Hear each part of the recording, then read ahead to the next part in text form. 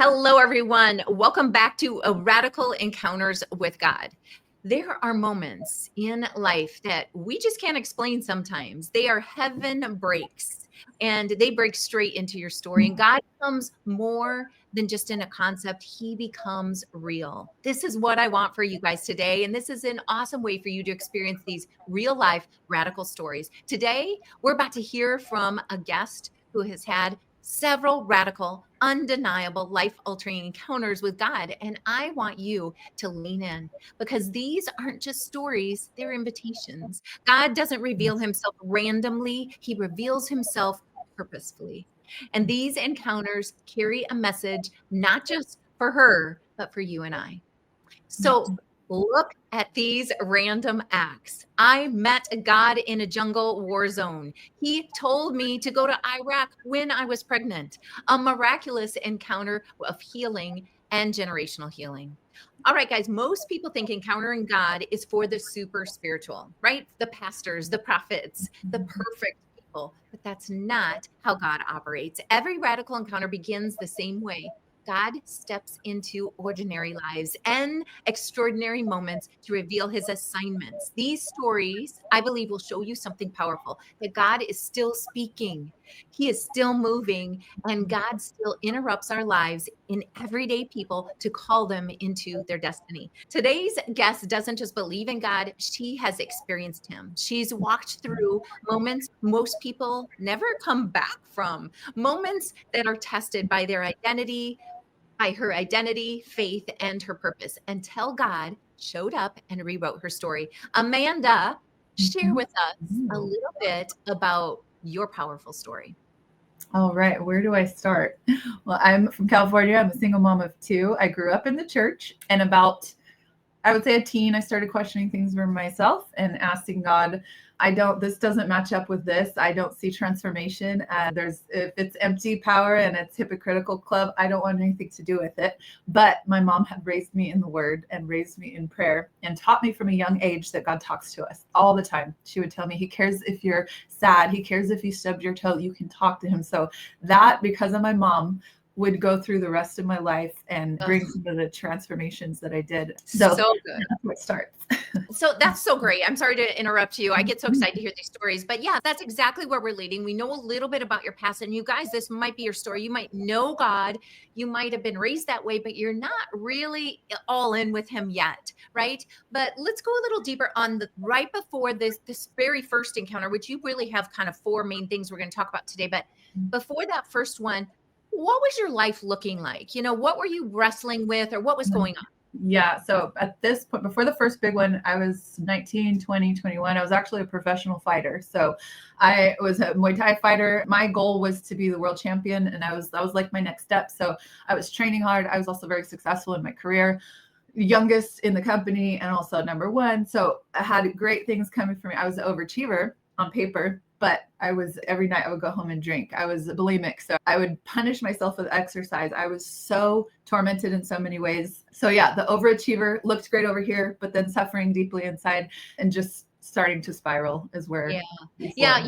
As we both look back, and just for the listeners, we're seeing this and we understand this now, which you don't in the moment necessarily, but now we see, like, you were striving, you were trying to do it right. You were trying, but it was all by grit and world standards, right? Yeah. Okay. So you transition into this moment, the first time you sort of encounter the Lord. Tell me a little bit about what happened and where you were. Like, could you hear God? Did you sense Him? What was it like? So I grew up, like I said, with my mom teaching me that He knew us and He loved us. And I had an experience that was this stop in the line that the enemy would be like, He's not there. It's just religion. I'm like, no, I remember this. And we were so poor and my dad had lost his job. We're barely trying to make ends meet. My mom ran out of laundry soap and I saw she was just like, Lord, what else, And there was a knock at the door. This man came up and said, God told me to come here. I'm so sorry. And he had like 100 boxes of laundry soap. And he'd said to give these to you. So that was this, like, I remember the moment. I mean, I literally was like, our God is so good. How could that even be without God? it makes no sense. And I look back at that and I think that was so much more than laundry soap for me, because it was this barrier that every time the enemy would be like, leave God, leave God. I'm like, no, like he brought us laundry soap. He's real. He cares. Can I stop you a minute? I just want to talk about this a little bit. You know, the listeners, they know where we're at in our journey. We're all growing together, right? And we come from, most of my followers, we come from conservative spaces. So the idea of things being very prophetic and things like this is a little new for a lot of them. But I want to talk about a couple things. And I'm not saying this is true. I'm saying I want you to consider this, not just you. I mean, the listeners, right? And myself. But could this have been an angel? Or could it have been, you know, a real person, right? And was it a neighbor you knew or just somebody? It was someone we knew from our church was massive. So we did know of this person. Okay, very cool. And then when you hear of dreams and acts from the Lord, there's often so many beautiful symbols in it. And I absolutely love the fact that this not only was laundry soap, but if you think about that in a parallel way, the Lord makes us clean. The Lord is the one that purifies things and everything. And so not only that you were taught that he will provide for you far greater, you know, she wanted probably one box of laundry soap and it's far greater than that. But then it happens to be in a story built around just wanting to be made clean. And so I really love that. Okay, so go ahead and keep going. So I started talking to him for myself around that age, because I was like, I remember though it shifted, like religion was what I, you know, we kind of grow in that, even if our parents don't mean to, you go to Sunday school, and I would try to do right and wrong. I was afraid of I would never lie, all those little things. But then that moment, I remember going like, oh my gosh, like this is a living person that is like here and sees, oh my gosh, he sees me. And so I started getting really curious. Even at 7, I started having very prophetic dreams. And then around 9, I felt that little voice. I started recognizing my thoughts. My mom would tell me, it's like a thought that goes the opposite way of your thoughts. If it wants you to do, it tells you to do something good that you don't want to do, like your flesh, and there's God. So she did a great job at really training me to hear his voice. So it became kind of normal, this relationship. If God would talk to me, I would kind of like just talk to him like a brother almost. It wasn't quite a father yet. I'd be like, no, I don't like that. Like I would just kind of talk back. And then in teenage years, I'd be like, I don't like your club. Like, I think I'm going to leave. I like you so far, but I don't think I can be a Christian, you know, great ideas. So that's kind of like our relationship. And then he would start to tell me, I want you to go do this. And I'd be like, no, I don't want to. And then I started to be like, okay, I'll give it a shot. Go tell this girl I love her. I'm like, so little things like that, they'd break down crying. I just asked God, you know, to tell me he loves me. So I started to build this little bit of trust, and it started to go bigger and bigger. So he had experiences leading up to this. I preface that because I don't want people to think God one day is going to be like, go to a war zone. I knew that he was trustworthy. And I knew that if he said jump, so far he was there catching me every time.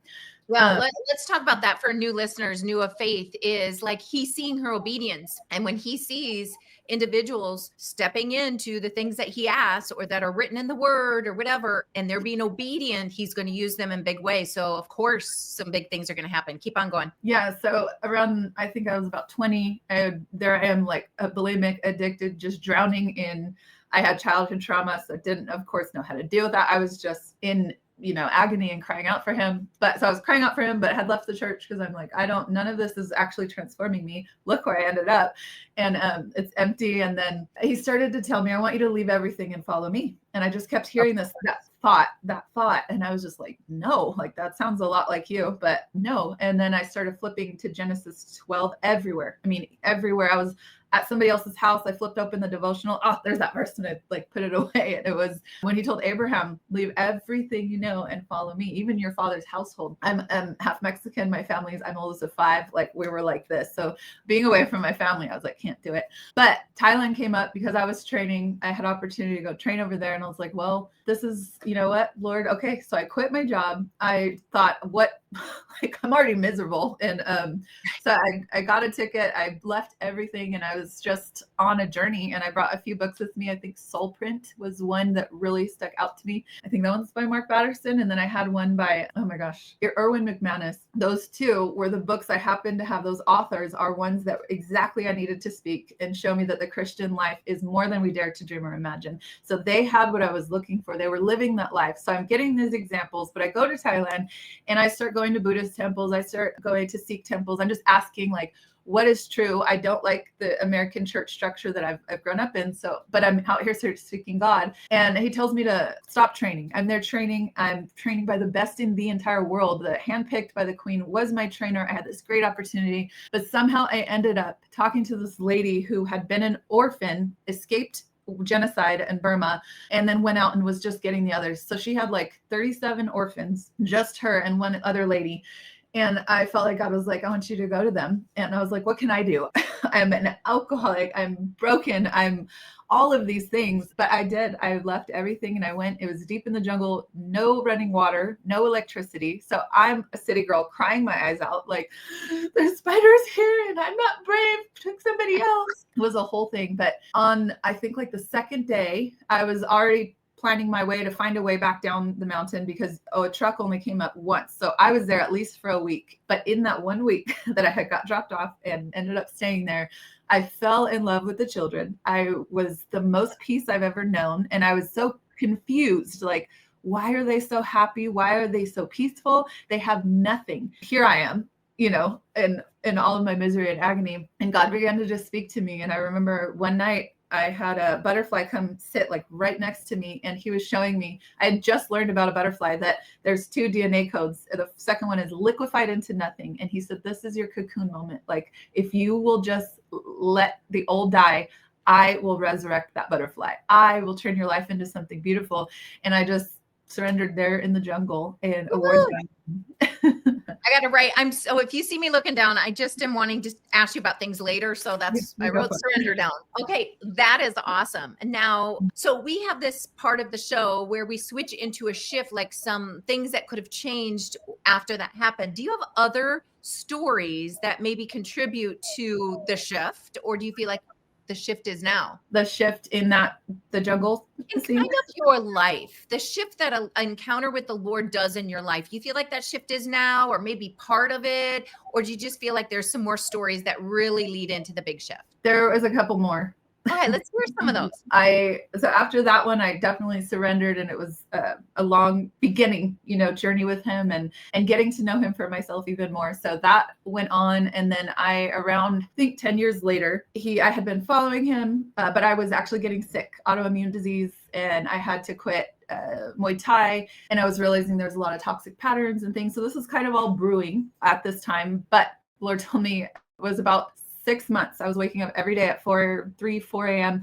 and praying for something. He would just say, pray for this darkness coming. And so I'd intercede. So 6 months of this, and then just didn't know I was watering the ground for something he was about to ask me to do. And I saw the news that ISIS had taken over Sinjar Mountain, and they had basically taken all of the women and children and were trafficking them, making them child brides.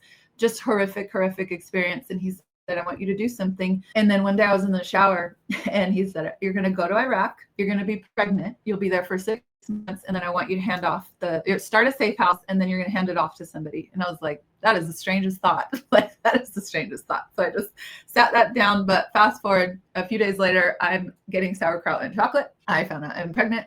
I was married at the time. So fast forward 6 months from them, and I'm now 6 months pregnant in Iraq, starting the safe house. It was just seeing that God can use, again, second time in my life that I'm sick, I'm exhausted, I'm in a lot of toxic family patterns, different dynamics. The first time I'm there addicted and all kinds of things. And I show up and I'm just this beacon of light because of him through me, despite me, for these orphans in an impossible situation. And then over here in Iraq, this happens despite all my brokenness. I don't know what to do. I don't know how to start a safe house. I have a 1-year-old and I'm pregnant, and I have a house full of all these girls. So again, that was my second really big story, developing a relationship with him, seeing what he could do. I'll pause there. If you have any questions, I keep going.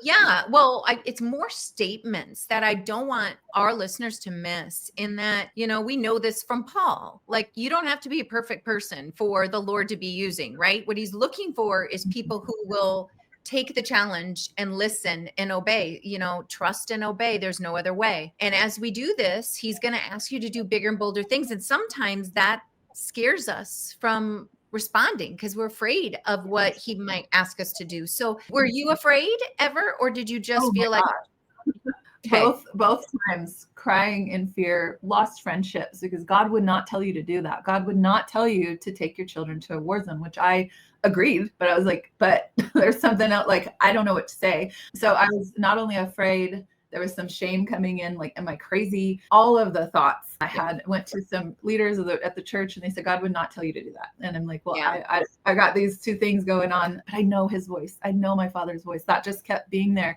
So I definitely started asking for confirmation. There's a big one for the first little sending over of team. It was $15,000 needed, and I had 300 in my bank account, I think. So I was like, well, that's a good fleece to throw out. That same day, $15,000 came in. I didn't even try to make it happen. Lord said, you need this. That's the kind of confirmations that we're going.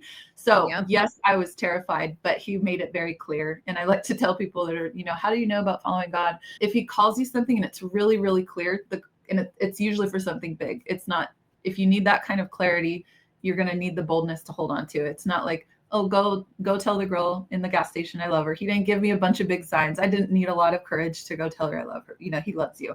But to go to a war zone with your baby, he's going to make it really clear. When you're pregnant. Yeah. Yeah. Exactly. And, that miracle really is what it was that you witnessed as a child where your mom's desperate and just needs laundry soap. And somehow that just doesn't happen. That increased your faith enough that you're believing stuff that maybe the average person is going to hear that voice and think whatever. So when you're hearing stories like this, you have an option. You have free will. And we've had it since the beginning of time. And so as you hear these stories, you have free will to believe and to allow these stories to transform your thoughts and to increase your measure of faith. And it is scary sometimes to let that happen, you guys, but do it anyway, because God has work to do and he wants to see us doing it. He, of course, can, snap a finger or whatever he would do and make anything happen. But he used Moses. He used all these people throughout time, including Jesus. So he likes to use us to carry out his will. And believe me, the enemy likes to use us to carry out his will. So who are you going to get on board with? Yeah. Let's move on then to this healing of your health. How did that come about? So my health just continued to plummet even after Iraq. I did not know yet what I know now. So I was traumatized by the trauma I was facing and I did not know how to cope with it. I wrestled. I went through how could you, God? Like I'm facing the worst of the worst and holding these children in my arms that had been child trafficked. And so I was just getting sicker and sicker. And then I could barely get out of bed. I was actually now suicidal at this point because I had 2 under 2, a lot of toxic dynamics in different friendships, families. I didn't know about all these patterns. And then I went to this seminar called Be in Health. I was just crying out to God, like, God, I'm going to end my life. I'm in a prison. And then the enemy had got me to believe that if I would get out of the way, a healthy woman would come to raise my kids. And so I thought, this is actually better of me if I just end it all. That's how sneaky the enemy is. Yes.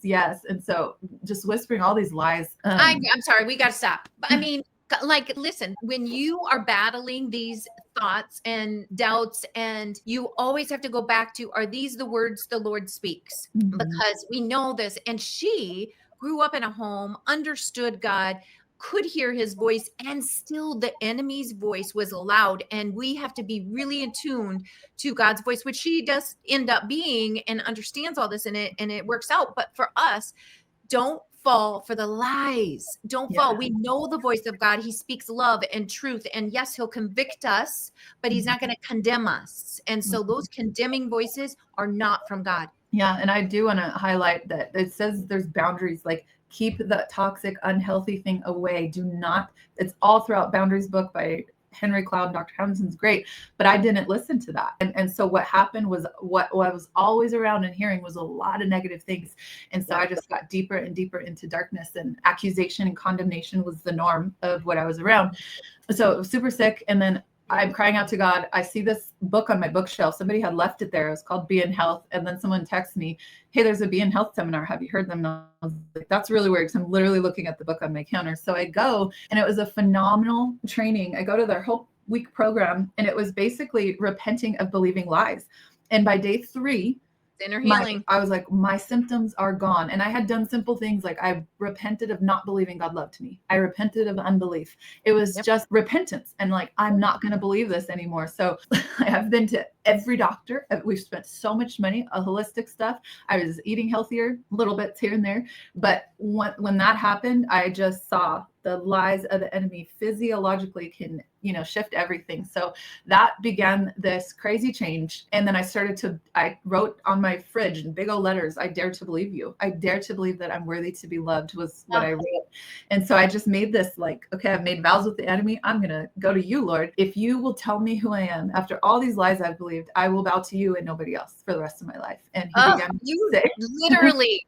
You did Inner Healing 101. I hope you guys were listening to that, like starting with awareness, then repentance, then breaking agreements. Her literally vowing to the Lord is a covenant with the Lord, and that you have to break off those covenants and beliefs and agreements you made with the enemy. I am that. I am that. I mean, no wonder her healing came. So cool. Okay. Yeah. So I started to commit to him in that way, like, oh, I see the covenants. I'm understanding these. I'm renouncing things. Started understanding generational stuff. But it was a couple years and I was so happy. I got away from a lot of toxic stuff and was just starting over, having boundaries for the first time, doing the actual work. But I wouldn't say it wasn't until a few years later that I was really going to the Lord. Like, I felt like he was telling me, go, I want you to share. I want you to teach. You know what I've told you to do. Like for years, I've known what he's called me to later. And so I just kept it in my back pocket. And because God gave me a dream. And he said, I was in chains with a bunch of other women. I looked down, I broke the chains and I ran out and I was running in the, sunshine, like I'm free. And then I realized, oh my gosh, if I'm a chain breaker, I have to go back for the others. So I turned around to go back. But the Lord told me years later, you're not to go break their chains. You're to show them this is all you got to do. And so yeah. And he's told me, you're over the years, like equip the equippers, do all these trainings. And I would ask God, why did you make me a fighter? Why did I go to multiple war zones? Why was I over here? And then I started realizing, oh my gosh, I do believe him. And he's going to bring me into this place of freedom and adventure and wonder and awe and delight is on my vision board. The big main word is delight. That's what Eden meant. That's what he wants to bring us back to, delighting in each other, in him, in our, what he gives us. So I was like, but I'm not there. I'm still shell-shocked in a lot of ways. So if you will bring me to this place where I can show the world what you can do, that you do want to bring us to delight, then I'll talk. But I'm not going to go be like, I'm still tired and I'm shell-shocked. I'm healed. I don't have these symptoms, but I'm not adventuring. I'm not living life to the fullest. Like John 10:10. I said, okay, this is my next dare. Well, I believe you can do this. So when you do this, Lord, it wasn't like when you do this, then I'll obey, but it was, I believe this is possible. And when you get me there, that's my cue. We did it. He gave me the blueprint and now I will go back for the others. I'm not going to go back and be like, hey, get out of chains. And then life is miserable and boring and I feel alone. And so I started going back to school. I went to child development, started behavioral neuroscience, started understanding how the body worked, and then blending my fight training. And I was like, oh, you have to get up and behave a new way. I started writing my own programs to test on myself. My children had come out of some trauma. So I'm going to test on my children in the middle of crisis. And I just began to develop it. And then I was working for a company and go ahead. I was just like cheering you on. Yeah. So, but the mama bear, some things where my kids were getting mixed up in some things and some people were telling them like horrible things about me and just putting little things on them. And that's when the mama bear came in. And I was like, oh no, we're going to figure this out right now. I'm going to equip them in the middle of this battle. We're going to figure this out right now. So I was like, every program I could find, I was researching and learning and asking the Lord for strategy. So I was actually the chief of training for a company where I would train first responders to not get traumatized. And so there's these programs and I'm reading all like the Army Master Resiliency courses, all the science and the studies. How are we making these people as resilient as possible where they thrive, not just survive. I'm not looking for survivors. I'm like thrive and overcome and get stronger and happier and more peaceful. So I was teaching these people, writing these programs. And then I was like, oh, there's 5 main pillars of really what keeps somebody healthy and how they can seize what God has for them. This is what I'm going to do it with my children. So I started making them child language, wrote all little courses, homeschooled them through all of this. I've been homeschooling my kids through all of this. And then it birthed a lot of the programs that I do now. But yeah, That's some of the awesome. information in the So next. what's funny is I couldn't interrupt her because it was so eloquent. And she probably shared her story more than once because it just sort of makes sense and it goes in order. The next part of the show is the assignment. And you can hear that's all right. I'm glad that you guys heard her rattle into the assignment because this is the process. Usually we have to look at our lives. The before is where are you at today or where were you at? The next one is then when did God start to take over? Was there a surrender that you allowed it to happen, but that moment where God's starting to radically, get a hold of you, and then there's a shift and you start to go all in on it, and then there's an assignment. She talked about this journey that she had, follows the journey of our books, which is so good. Like, remember her vision? I think it was a vision she had where she wanted to look back and go get them. And he was kind of like, yeah, that's good and all, but I want you moving forward. And that through her growth, as she went forward, they would come. She was the example. That's what Jesus did. Yeah. I love how you hear that shepherd in her, like she's still going to go get the lost. She's still going to do it. And when she got the training and the education, she was better, more equipped to be able to serve. And so there's so many beautiful things that are an absolute testament of the Lord being there with you. Amanda, I am so glad that you're bold enough to share your story. I have prayers that with time, you're able to share even more of it. We didn't have a lot of time on the show today, but even being more vulnerable, maybe in those quiet spaces, maybe it's not public, but even public, because I know some more of your stories really powerful. I want people to be able to reach out to you. And so how can they connect up with you if they want to learn more about what is this company or program that you have?